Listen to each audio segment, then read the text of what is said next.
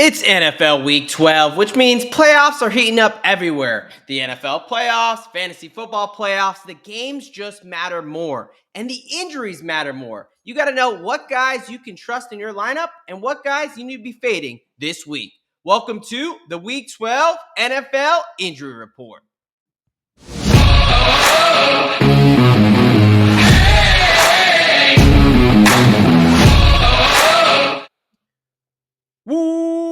Welcome, football fans, to another edition of IDP Plus. What is up, folks? It is the NFL Week number 12 Injury Report. A little bit of an early edition this week. Got a road trip coming up. Gonna be on the road the next couple of days. So I gotta get this out. So a little bit of a different, not really format. Everything's gonna look the same, but gotta let you know, of course, I'm recording this. What is this? Thursday around 1 p.m. 2:30 Eastern time, right? So don't have all the information I typically have on a Thursday night, but we're going to get you the information out that we do have early this week. Hey, look, folks, if this is your first time joining me, cheers. Welcome to you. This is the NFL Week 12 Injury Report. A little expectation management here. I'm sure you've listened to Injury Reports before. Now, this is a little different. And why I'm going to say it's different is because typically it's a lot of the sexy offensive guys a lot of people are focusing on. But hey,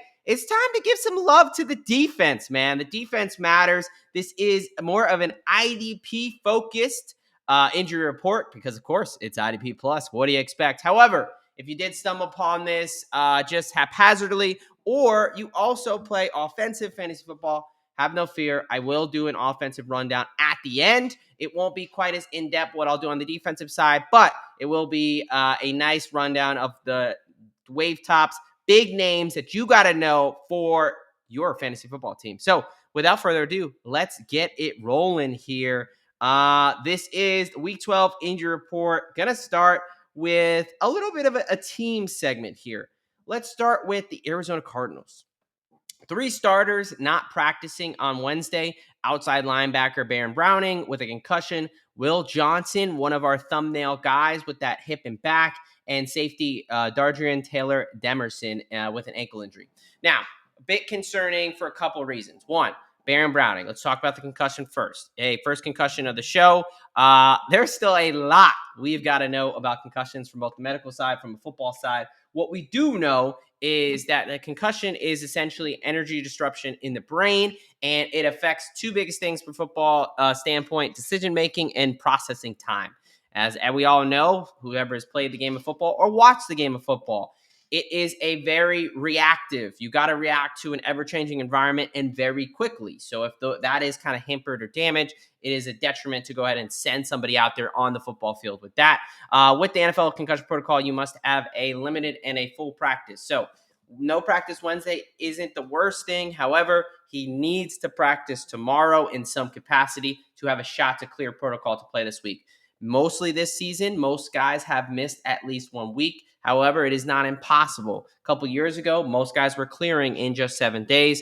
We've kind of seen a little bit of where it's pretty rare for someone to play the following week after concussion. But again, not impossible. So you're going to want to watch Browning's status there. Will Johnson. This is one that I'm a little bit more pessimistic about because he's been out. He seemed like he picked up an injury practice a couple weeks ago because he was fully expected to play. And then, one day he showed up middle of the week on the injury report, and then he hasn't played for the past couple weeks here. Not a great sign. He's been off for a couple weeks and still not being able to practice. Back hip. Will Johnson is a guy who's played outstanding for when he's on the field. He plays great. The problem is availability. Right. This is a Cardinal season that's a little bit lost. I'm not saying that, he's going to throw in the towel, but it's not like they're going in for a playoff run. Right. So you just drafted a rookie who's had some injury stuff. Maybe they're holding back a little bit. We'll see if he practices today on Thursday, but I'm a little pessimistic here with Will Johnson, a guy who I think could be a steal of the draft. He's just got to get out there, and a guy who can be productive, whether it's pass deflections or, tackles, interceptions from an IDP standpoint.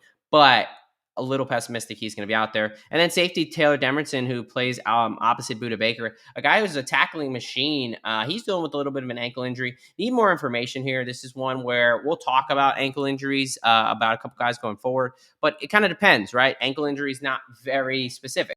If it's an inversion or low ankle sprain, one of those typical you think you roll your ankle playing basketball, not that big of a deal, right? Probably has a shot to play. But if it's one of those eversion high ankle sprains, then he does not have a shot to play. That's a much more significant injury, more 4 to 6 weeks till we're going to get back as opposed to 1 to 2. So still some question marks there. Pessimistic on Johnson and Browning. We'll see about Taylor Demison. All right, moving over to the Atlanta Falcons. We're talking Deablo, a guy who really was a kind of a stud for this defense early on in the season. This Atlanta defense, was kind of one of the surprises of the NFL early on. Man, that unit looked really good under Ulbrich there. But Devon Deablo went out a few weeks ago. He had been put on IR. The suspicion is it was a forearm fracture, typically forearm type of strain, unless there was if you have a tendon tear, full tear, you're going to be out for the whole season. If it's a strain, you're probably not going on IR. So by kind of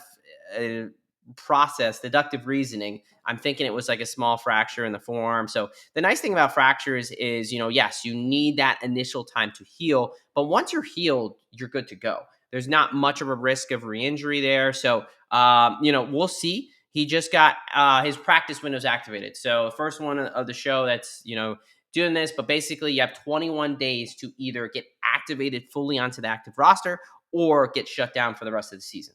So obviously teams, they feel pretty confident the guy can come back in 3 weeks. This is one where I think like once you get cleared from a fracture, you're pretty much, all right, ramp up, make sure your cardio is good, and then you're good to go. So I think he does have a realistic shot to play this week going up against a rookie quarterback in Tyler Shuck there in the Saints. I really like Deablo when he's in there. He's a big tackling machine. So if he is healthy, if he does practice and does get activated, I would not be afraid to roll him out there, even coming off the injury for this one. So I would be backing Deablo there. All right, let's go ahead, Ted, go to Tampa Bay and talk one of their best cover guys in Jamel Dean, a guy who he was having a great year in a contract year, and very unfortunate, took some friendly fire. So early on in that Bucks game, if not the first or second defensive snap, he ran into another defender and kind of did the whole flip, look like a cartoon character, and then he went out of the game and did not return. So whenever someone's immediately ruled out and not even able to attempt to return, that's never a good sign. He also did not practice today. Now, no IR, and I don't think it's going to be something super significant, but it's a little bit of a hip flexor strain, quad strain type situation. Those can be a bit aggravating, a bit nagging, and they're tough to return in 1 week. So no practice, given the what's going on with the injury, the type of the injury. I'm not expecting a long absence here, but playing the following week, I think is a tough task. So at this point, I'm going to say he's more doubtful than questionable for Jamel Dean. So if you were hoping on putting him in your lineup, go ahead and look for a pivot there. Next, a guy who I do think is going to play this week, big defensive tackle, Jeffrey Simmons for the Tennessee Titans there. Guy's a stud. Made his return with my hamstring strain last week after being out for a couple weeks. He didn't practice today. I'm not really shocked. These veteran players who are still kind of working their way back from injury, it kind of makes sense to a lot of them take off Wednesday and then come back and practice and are good to go. So, he finished the game. He looked really good. Assuming no setback, I'm expecting Simmons to be out there, and I would definitely roll him in your lineups there. So that one's pretty quick and easy. One that I am not as optimistic on, unfortunately, for Vikings fans is Jonathan Grenard. This is the very daunted neck injury situation. I've talked about a few of these before this season. Neck injuries and football at any level do not mix very well. Now, sometimes it's a little bit more of that stinger type, and you're out 1 to 2 weeks and, things are okay. But sometimes, like Nnamdi Madubuike, it can turn into a season-threatening situation or a career-threatening situation when we talk about guys like Chris Carson and Zach Moss recently. Now, they didn't put him on the IR, but it's been 2+ weeks of no practice for Jonathan Grenard. Originally, they're calling it a bit of a shoulder kind of situation. The shoulder neck are obviously very connected. Originally, they said it was going to be something minor, like almost like an AC sprain, a acromioclavicular joint sprain. It happens when you land on it, or just that joint gets jammed up in there. Those are like 1 to 2 weeks. Kevin O'Connell originally said it was supposed to be minor. I'm starting to get worried about Jonathan Grenard. No practice in 2+ weeks. He's probably their best pure edge rusher. I think the Vikings defense desperately misses him. So, they're a team that's not out of the division, not out of the playoffs race yet. Yeah, they needed some work to do, right? But they're playing a division rival in the Packers this week. So I'm starting to get worried. I hope I'm wrong, and I hope he returns to practice soon and gets back on the field. He has not been placed on IR, but the spidey senses are tingling on this one with Grenard. So we're looking for more information here, but we'll see where we're at. All right, heading on to another team situation here. We're going to the Baltimore Ravens. A couple guys just kind of to watch here. Linebacker Roquan Smith with the hamstring injury, and safety Kyle Hamilton with the shoulder groin. No practice on Wednesday. Obviously, they're huge players, huge pieces to this defense, probably huge pieces to your IDP roster. Just something to watch. They did both play last week. Not a major concern at this point, but Wednesday practice, that's why typically when I do this, I like to do this on Thursday when I have the Thursday practice information. You get a better read. Schedule A, think life happens, not able to do that this week. But I'm projecting these guys to be okay. I think that they'll not practice, Wednesday, and they'll come back either Thursday or Friday, and they'll be fine because there wasn't any type of major injury that we should know about. Hamstring, shoulder, and groin for Hamilton, hamstring for Roquan Smith. We'll see. Right. I think it would be a bigger story right now if these guys were in danger of missing. So a little bit of some vet rest there. I think those guys will be just fine. Now, a team situation on the defensive side, I'm a little bit more worried about the Chicago Bears. Chicago Bears are linebacker Tremaine Edmonds, linebacker TJ Edwards, linebacker Noah Sewell, and defensive back Jaquan Brisker, all not practicing, and all huge pieces of this defense for the Chicago Bears. Now, piece by piece. All right, TJ Edwards, not played in the past 2+ weeks, not practiced in the past 2+ weeks with a hamstring and a hand injury. Hamstring injuries, most burdensome injury in the NFL because they're nagging, they have high re-injury rates, and they feel better before the muscle is actually healed. Now, like all muscle strains, there's a grade system here: grade 1, grade 2, grade 3. Grade 3 is a full tear. You know right away. You need surgery. No Humpty Dumpty putting that back together. The guy's going to be out for the season. You know right away. Grade 1, more of a minor. It's all about how much micro tearing of the muscle fibers is it. Grade 1, a little bit of micro tearing, more of a 1 to 2 week situation for the hamstring. Grade 2 is where you kind of have that 3 to 6 week. I think obviously we're squarely in grade 2 range for TJ Edwards. Problem with hamstrings, they feel better mentally, like that you think you're good before it's actually healed, and they have high re-injury rates. You got to be careful to not turn a 1 to 2 week thing into a 1 to 2 month thing, right? So TJ Edwards, doubtful for him. Now, Tremaine Edwards got banged up last game with the groin injury. So we kind of, and Sewell as well with the elbow. Brisker's kind of been in and out of the lineup, been banged up with the shoulder. So Brisker, I have a feeling, is more of some of the maintenance type of thing. He was on the injury report last week and he ultimately played. So less worried about Brisker, but more about Sewell and Edmonds because, one, this linebacking core is clearly going to be very thin on Sunday. If I'm not expecting Edwards to be out there. So if one or both of Sewell and Edmonds aren't out there, now we're talking about a very decimated linebacking core. The new injuries scare me a little bit more with Edmonds and Sewell. So something to watch, want to monitor theirs a little more closely. All right, let's talk about the Cincinnati Bengals, who may be getting their quarterback back this week. We'll get to the offense here at the end there. Trey Hendrickson, Cam Taylor-Britt. Trey Hendrickson, no practice for the past 2 weeks, called doubtful this week at the onset of the week. Doubtful in the NFL pretty much means rules out. Trey Hendrickson's one where he picked up an injury early in the season, then he got it aggravated, I believe, against the Bears, and then, of course, Zach Taylor was like, "Oh yeah, not a big deal. He a little minor. He didn't play the following week because it was a Thursday. They were like, he maybe not because Thursday it's a short week, but he should be fine."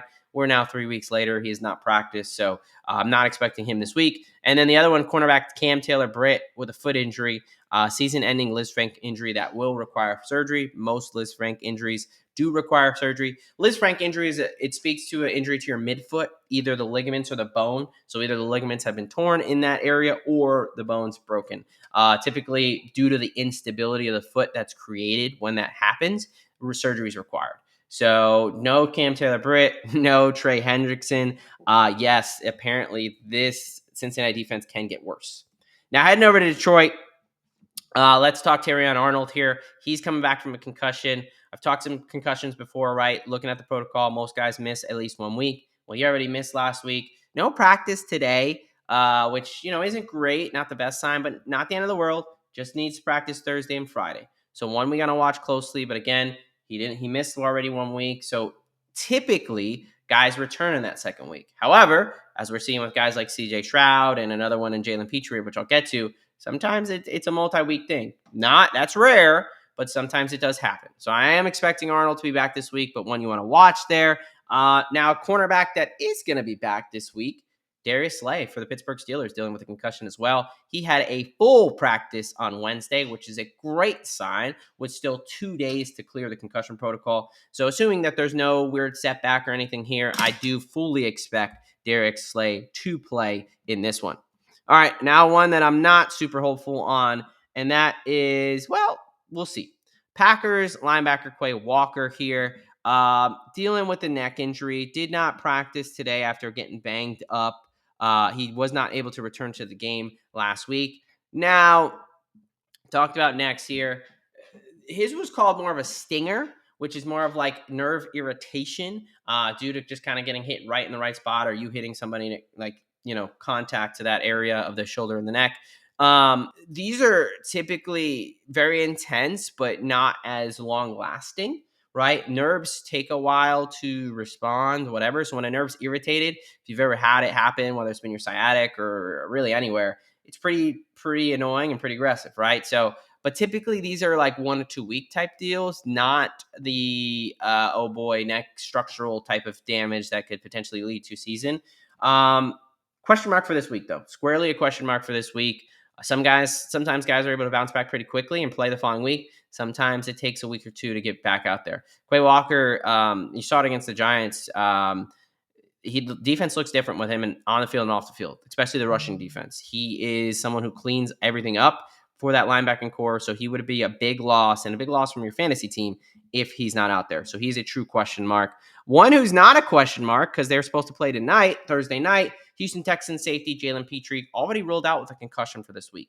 Now, I talked about this over on X, at the DGen Doc. D'Amico Ryans, I don't know if it's because he's a former player or maybe this is just the Texans medical team, but he's ruling these guys out from concussions. Like, he's ultra conservative with this. We'll talk about it with CJ Stroud now missing his 3rd week with the concussion and not being put on IR. Typically in the NFL, a couple years ago, it was, all right, you get a concussion on Sunday. If you play the next Sunday, you've got a good shot to clear. It's kind of transitioned to early on in the season the past couple of years. If you get a concussion on Sunday, you're likely going to miss 1 game and then you'll be back. Now, rarely, sometimes you get these post-concussion syndromes that last, but guys go on IR and they can miss several weeks. This is one where he's ruling guys out even early. He ruled them out on Tuesday when they still had another practice and they were both at practice to clear. So I don't know if it's just him being a former player, that he's being conservative with this. And I don't really hate it from a medical perspective. I think, I'm all for player safety. It's just an interesting kind of thing to note here. But Pitre will not be out there for this week. A guy who's a question mark to be out there, Jags defensive end Travon Walker, dealing with a pec injury. So an injury to the pectoralis muscle, likely not this. This is typically a full grade when you get this much bruising, a grade 3 tear, likely just a strain.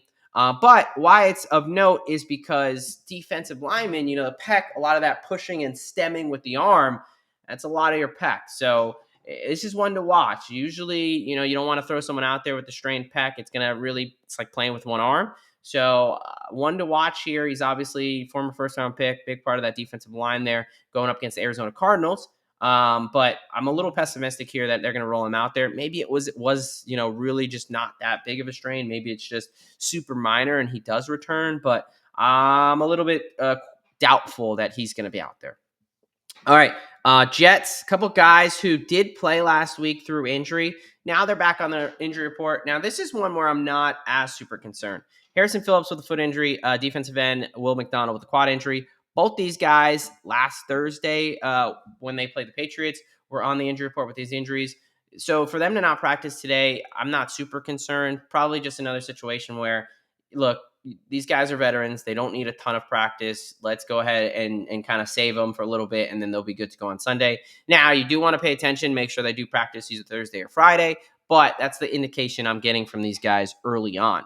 Now, a guy who's looking to return from the injured report or injured reserve, excuse me, his practice window was open, like I talked about with another player up top. Kyler Gordon with a calf injury. Calf injury, just again, similar to the hamstring in the grade 1, 2, and 3. Not a grade 3. He would require surgery. Not a grade 1 because those are 1 or 2 weeks. Grade 2 is that 3 to 6 weeks where we see guys on IR sometime. We'll see. It's the first week coming back. Typically around the NFL, it's team dependent because they determine when they activate that window. But typically, sometimes teams either take approach of let's give them a week of practice to ramp up and send them out there, or hey, they're good to go. Let's activate them this week. Typically, you see a full practice if that's the case early on. So Kyler Gordon, one to watch. He's kind of a question mark for this week, but if it's not this week, he should be back next week, which is a good sign.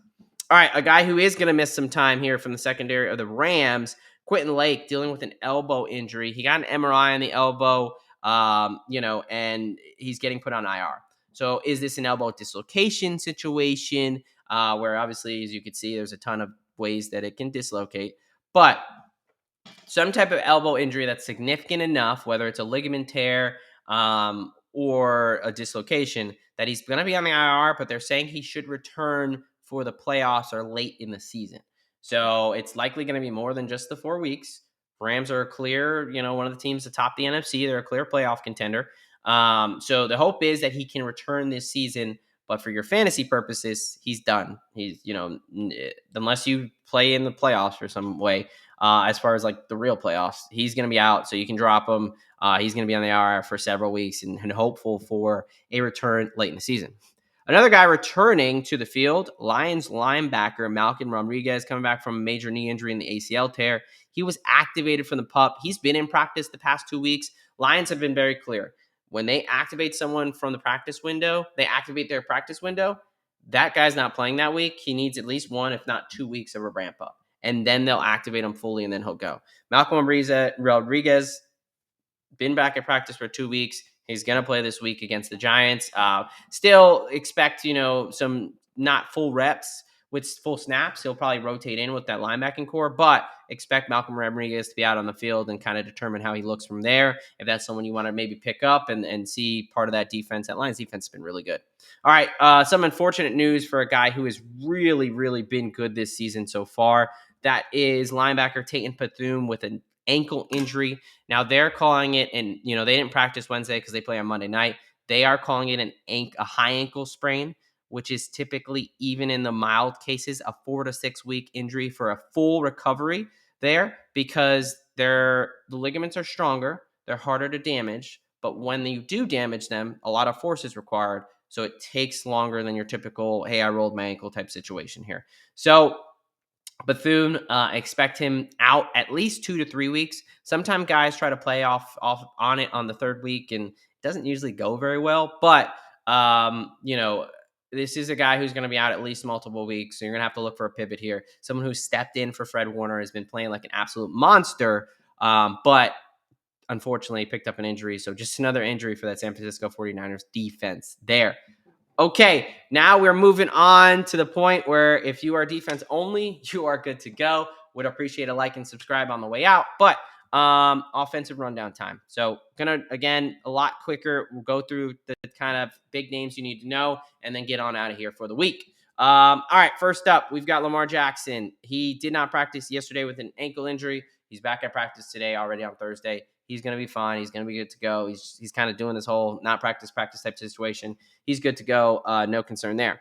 All right, Jaxson Dart for my New York Football Giants, coming back from a concussion. He was back at practice last week. He's back again this week. He's going to play. No concerns there. No real productivity drop going against a good Lions defense, that is a tough matchup, but he should be out there and healthy and ready to go. Dallas Cowboys quarterback Dak Prescott dealing with a minor hip injury.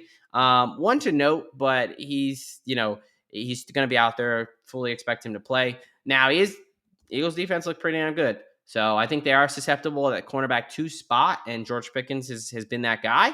But that's kind of a tough call of what you want to make there, going up against good defense there, but he should be healthy enough to play. Packers running back Josh Jacobs went out of that Giants game, tried to return, ultimately was unable to. He did not practice yesterday, but he is going to do individual drills at practice today. So he's a true question mark. He's got a shot to play, but definitely no guarantees there. Now, in Atlanta, Drake London already ruled out with a PCL strain. PCL strains are tough injuries to come back from. That's what Ricky Pearsall is trying to come back from. Puka Nacua last season, I'm expecting him out for multiple weeks there. And with the way Atlanta season's going, I don't think they're going to push this. So unfortunately, I expect London out multiple weeks. And then another Falcon who's going to be out for a long time, Michael Penix, needs to get ACL surgery, another ACL surgery. He's already had 2 in college. Unfortunately, his season is done. Arizona Cardinals ruled out Marvin Harrison with the appendectomy, took out his appendix, missed last week. Some guys come back in a week. Some guys need 2 weeks. He needs 2 weeks. So no Marvin Harrison there. Jamar Chase will not be out there because of Spitgate. He decided to spit on Jalen Ramsey, although he said he did not.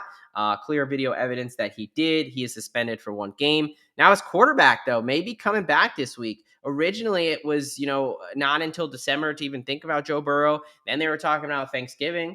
He had a full practice yesterday, Wednesday. Now he's back at practice again today. There's a shot that Joe Burrow plays. I mean, it's not a guarantee, but I would be hesitant because with no Jamar Chase and going up against a decent Patriots defense, I'd be hesitant to roll him out there in my lineup, but we'll see how he looks. I mean, there's a chance he's going to be back. All right. Bills. Usually don't do Thursday night because I usually record this later, but it's early enough. I'll do it. Dalton Kincaid, Curtis Samuel, Mecole Hardman, all no practice this week. So I'm expecting Kincaid to be out several weeks. He's already missing his 2nd game. But no practice for those guys. They will not be out there for tonight. Okay, moving on. We got Aaron Rodgers.